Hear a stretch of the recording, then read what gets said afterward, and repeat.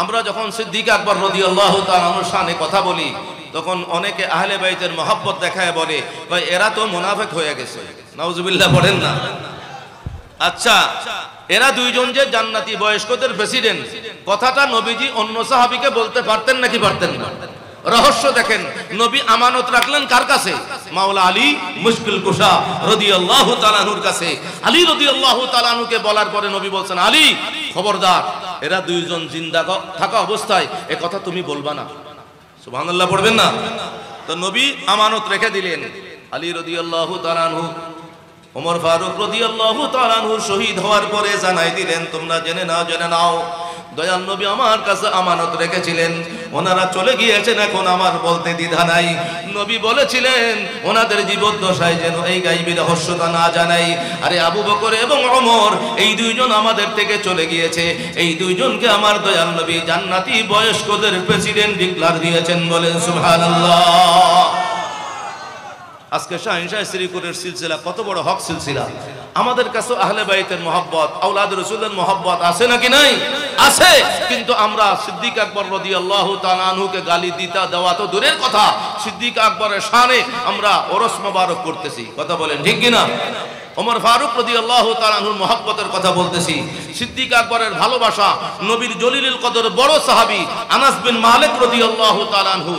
একটা পর্যায়ে নবী একজন সাহাবীকে জান্নাতের সার্টিফিকেট দিলেন, শুধু জান্নাতি না, নবী বললেন তোমার নবী যেই জান্নাতে, নবীর যখন প্রেম এত তোমার সিনা ভরা আছে, নবীর প্রেম এত যখন সিনা ভরা আছে, তো আমি নবী বলে দিলাম তোর নবী যেখানে জান্নাতে থাকবে তুইও নবীর প্রেমের কারণে নবীর সাথে একই জান্নাতে জায়গা পাবি, বলেন না সুবহানাল্লাহ। তখন সেখানে আনাস বিন মালিক রাদিয়াল্লাহু তাআলা আনহু উপস্থিত ছিলেন। তিনি দেখলেন সুযোগ তো যায়, সাথে সাথে বললেন ইয়া রাসূলুল্লাহ আমিও আপনাকে ভালোবাসি। সাথে আরো দুইজনের ভালোবাসা বাড়ায় দিলেন, বললেন ইয়া রাসূলুল্লাহ আমি আপনাকেও ভালোবাসি, আপনার হিজরতের সাথে আবু বকরকেও ভালোবাসি, আমি ওমরকেও ভালোবাসি। আমি এই তিনটা ভালোবাসার উপরে নির্ভর করতেছি, আশা করতেছি এই তিনটা ভালোবাসার কারণে আল্লাহর আরশের ছায়াতলে আপনার সাথে ওনাদের সাথে আমার জায়গা হবে। চিৎকার করে বলেন সুবহানাল্লাহ।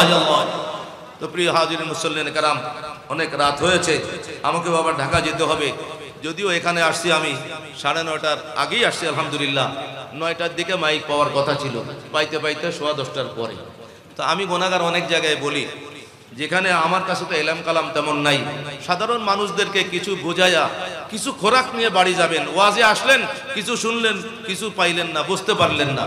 আমি চেষ্টা করি না কিছু সবক নিয়ে যেন বাড়ি যাইতে পারি, এই জন্য আমার গোছাই গাছায় অন্তত 1.5 ঘন্টার নিচে পারি না, পারলে আরো বেশি লাগে, সময় একটু লাগে। যাই হোক, ইন্তজামিয়া কমিটি যেহেতু বলেছে আমার জন্য ভালো হয়েছে আলহামদুলিল্লাহ। অনেক জায়গা তো রিকোয়েস্ট করে হুজুর আর একটু করেন, আর একটু করেন। তো যাই হোক, আল্লাহ তাআলার হুকুম যেটা আছে সেটাই। প্রিয় হাজিরিন মুসল্লিন কেরাম, বিশেষ কয়েকটি কথা হলো, এই আবু বকর সিদ্দিক রাদিয়াল্লাহু তাআলা আনহুর একটা কথা না বললে আপনারা যতই বলেন আমি থামবো না, এটা বলতেই হবে। সেটা কি?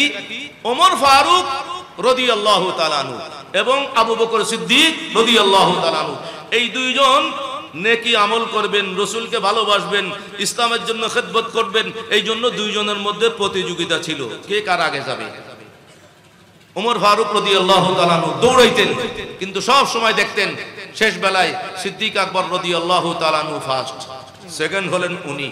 একটা পর্যায়ে একবার সুযোগ পাইছিলেন, মনে মনে ভাবছিলেন ওমর ফারুক রাদিয়াল্লাহু তাআলা আনহু আজকে আমি 1 নম্বর হবই হব। কেমনে? জঙ্গে মুতার ঘটনা, লম্বা চওড়া ঘটনা।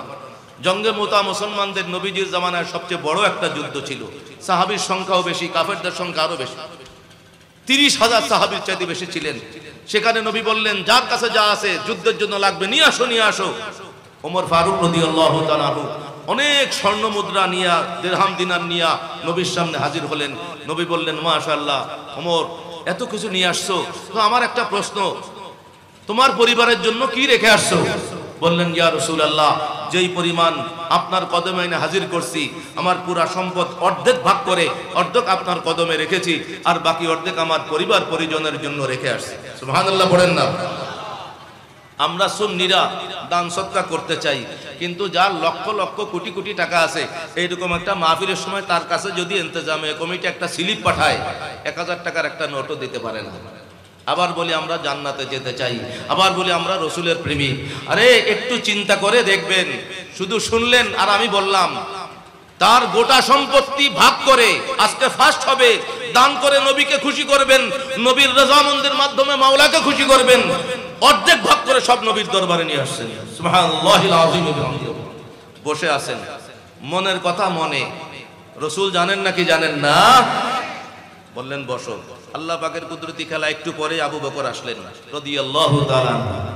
তিনার কাছে যা আগে ছিল 40,000 দিরহাম, 40,000 স্বর্ণ মুদ্রা, কিতাবে যা আসছে এগুলো প্রায় ব্যয় হয়ে গিয়েছে। এরপরে তিনি যখন নবী বলেছেন, ঘরে গিয়ে দেখলেন কি আছে।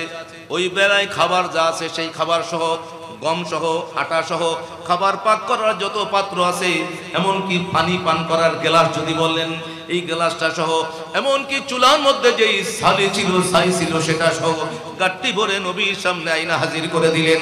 আপনার আমার দয়াল নবী, গায়বের খবর দেনেওয়ালা নবী বললেন, আবু বকর রে, এত কিছু নিয়ে আসছো, আমি একটু জানতে চাই।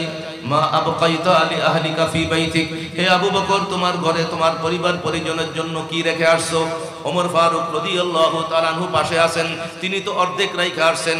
আবু বকর সিদ্দিক রাদিয়াল্লাহু তাআলা আনহু জবাব দিচ্ছেন, ইয়া রাসূলুল্লাহ ওয়া ইয়া হাবিবাল্লাহ, ঘরে যা কিছু ছিল, যা আনার মতো ছিল, কিছুই বাকি নাই, কিছু বাকি নাই। আমার পরিবারের জন্য কি রেখে আসছি?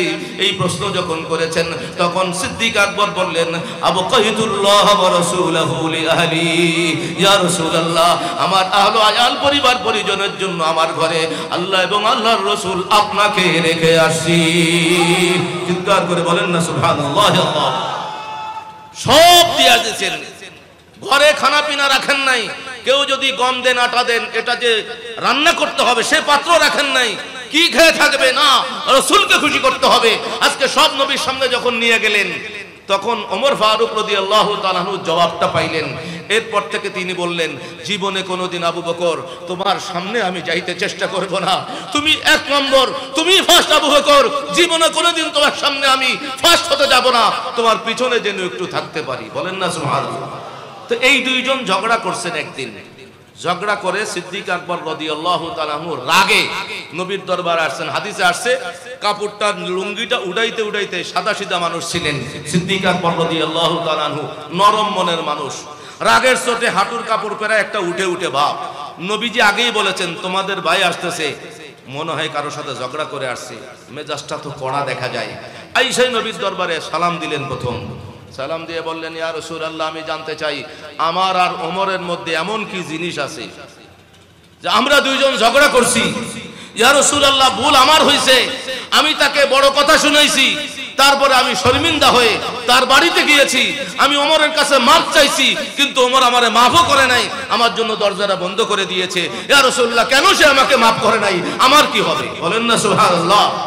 আমার হুজুর কেবলা সিলসিলায় দাখিল করানোর সময় কি বলেন, খালেস দিলে তওবা করলে সব মাফ, কিন্তু কারো হক মাইরা দিলে, যার হক তারে দিতে তো হবে, না হলে মাফ হবে না, অথবা তার কাছ থেকে মাফ চেয়ে নিতে হবে। ভাইয়ের হক। সিদ্দিক আকবর রাদিয়াল্লাহু তাআলা আনহুর ইমানদার ভাই ওমর ফারুক রাদিয়াল্লাহু তাআলা আনহু, তিনি একটু বড় কথা বলেছেন তাকে, যদি ক্ষমা না করেন, এই জন্য মাথা গরম হয়ে আছে, কেন আমাকে ক্ষমা করলো না, কি আছে আমার আর তার মধ্যে দূরত্ব, কেন কেন ক্ষমা করে নাই? আল্লাহর নবী বুঝতে পারলেন, বললেন, আল্লাহর নবী আগে ভাগে ওমর ফারুক রাদিয়াল্লাহু তাআলা আনহুকে জিজ্ঞাসা করেন নাই, এখনো আসেন নাই।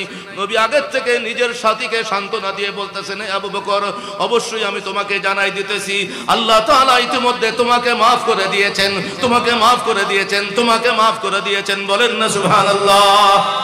তিনবার নবী বললেন, তিনবার। এরপরে সিদ্দিক আকবর একটু শান্ত হলেন। তারপরে এর মধ্যে হঠাৎ করে দেখা গেল ওমর ফারুক আসছেন। তিনি আসার আগে আবু বকর সিদ্দিকের বাড়ি গেছিলেন। ওই যে সিদ্দিক আকবরকে রাগের কারণে মাফ করেন নাই, নিজের ভিতরে আবার আগুন জ্বলতেছে, আমার ভাই তো আমার বাড়িতে আসছিল, আমি কি কাজ করলাম, আমি তাড়াতাড়ি যাই, আবু বকরের কাছে একটু মাপ চাইতে হবে। আজকে দুনিয়ার স্বার্থের কারণে আপন মায়ের পেটের ভাই একজন আরেকজনের উপরে দা পর্যন্ত চালায়। আছে না নাই? কথা বলেন, আছে না নাই? এটা মুসলমানের পরিচয় নয়, সিদ্দিক আকবর থেকে পরিচয় নাও। সামান্য একটু বড় কথা বলেছেন, এই জন্য ওনার অন্তরের ভিতরে বেচাইনি চলে আসছে। আবার ওমর ফারুক রাদিয়াল্লাহু তাআলা আনহু তাৎক্ষণিক কেন সিদ্দিক আকবরকে রিসিভ করলেন না, এরপরে ওনার ভিতরে আগুন জ্বলতেছে। উনি দৌড়াইয়া আবু বকর সিদ্দিকের বাড়িতে গেলেন, বললেন, আসে নাকি আমার ভাইজান? বলেন, না, বাড়িতে নাই। দৌড়াইয়া নবীর দরবারে আসছেন। নবীর দরবারে আসার পরে সাথে সাথে আমার নবী যখনই ফারুক আজমকে দেখেছেন সিদ্দিক আকবরের সাথে কেন এমন করলেন, নবীর চেহারা লাল হয়ে গেছে। সুবহানাল্লাহ বলবেন না? নবীজির চেহারা যখন লাল হয়ে গেছে, এই অবস্থা দেখার সাথে সাথে আবার ওই সিদ্দিক আকবর রাদিয়াল্লাহু তাআলা আনহু, তিনি তো এখন খুশি হওয়ার কথা ছিল। ওমর, তোমার কাছে লজ্জিত হইয়া মাপ চাইতে গেছি, সরি বলছি, মাফ করো নাই, এখন ঠেলাটা সামলাও, সেটা বলেন নাই। আরে সিদ্দিক আকবরের সাথে আমাদের কোনোদিন কোনো তুলনা হয় না। তিনি যখন দেখলেন আমার দয়াল নবী ওমর ফারুকের উপরে রাগান্বিত হয়ে চেহারা লাল হয়ে গিয়েছে, নবীর এই অবস্থার থেকে নবীকে রহমতের দিকে ফিরায় আনার জন্য আবু বকর সিদ্দিক ওমরের পক্ষ হইয়া আবার আগে ভাগে নবীর সামনে যাইয়া দুইটা হাঁটু গাইরা নতজানু হইয়া বলতেছে, ইয়া রাসূলুল্লাহ, আল্লাহর কসম ইয়া রাসূলুল্লাহ, আমি ভুল করেছি, আমি আবু বকর ওমরের উপরে বাড়াবাড়ি করছি। এভাবে বারবার বলতেছে, ইয়া রাসূলুল্লাহ, ওমরের দোষ নাই, ওমরের দোষ নাই, ওমরের দোষ নাই। চিৎকার করে বলেন না সুবহানাল্লাহ।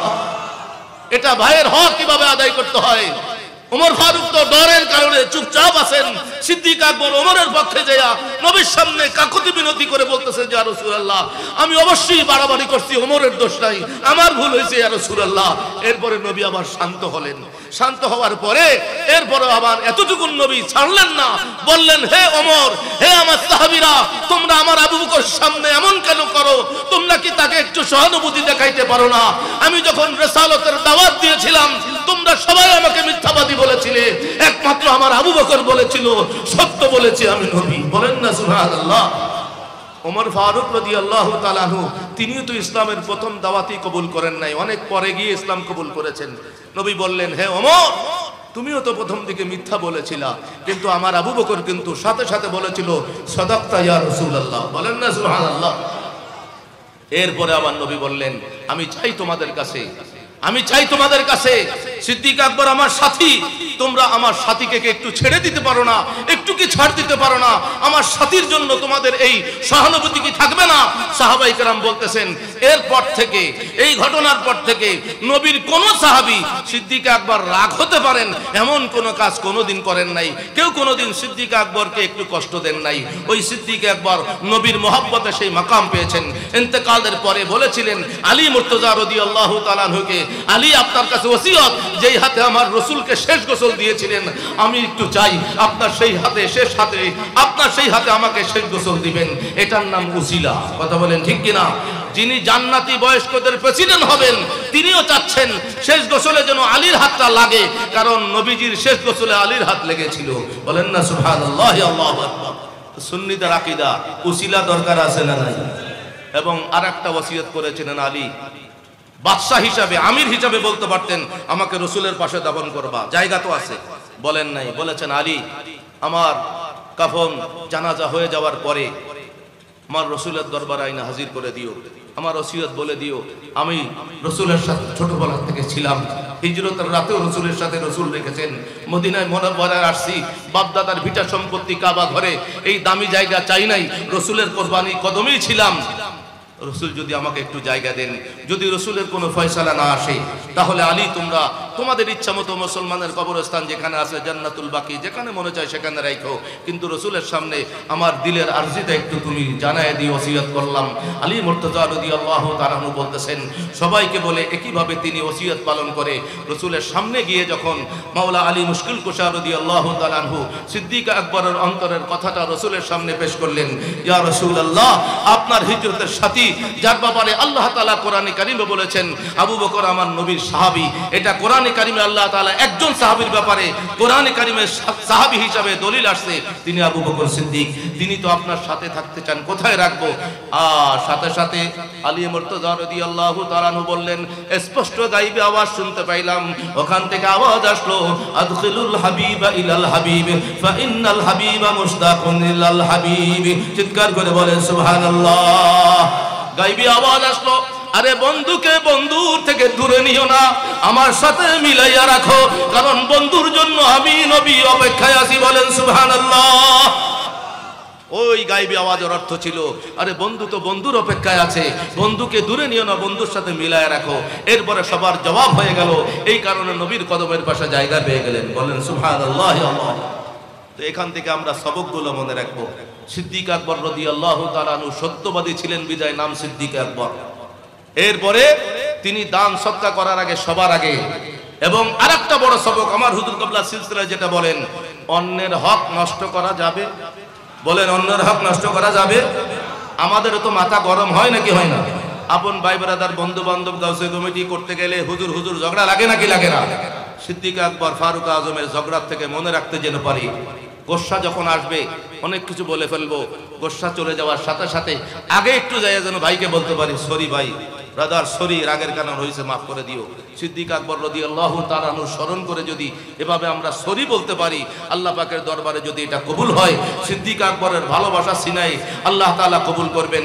এই কারণে সিদ্দিক আকবরের সাথে আল্লাহ তাআলা একই জান্নাতে জায়গা করে দিবেন। বলেন সুবহানাল্লাহ।